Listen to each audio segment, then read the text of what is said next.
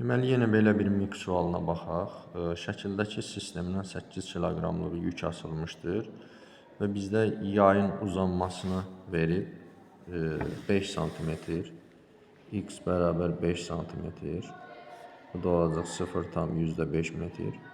Bir də yükün kütləsini verib 8 kiloqram. Bizdən yayın sərtliyini istəyir. Və təbii ki, blokların çəkisi nəzərə alınmır və sürtünmə qüvvəsi də yoxdur. Biz bilirik ki, 8 kiloqramlıq yük 80 Newton qüvvə ilə dartılır.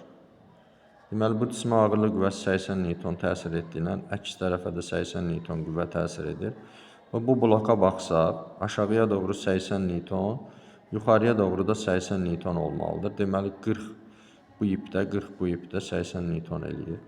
Və bu bloka baxsaq, yenə aşağıya doğru 40 Newton, yuxarıya doğru da 40 Newton olmalıdır. Deməli, yuxarıya doğru 20-20 olmalıdır. Deməli, belə çıxır ki, yaya təsir edən qüvvə 20 Newtondur. Və biz elastik qüvvənin düsturunu yazsaq, F bərabər Kx. Buradan K-nı tapsaq, olacaq F bölünsün X. F-imiz 20 Newton, bölünsün X-imiz də 0,5 metr. Bu da olacaq 400 Newton bölünsün metr. Cavab 400 Newton bölü metr eləyəcək.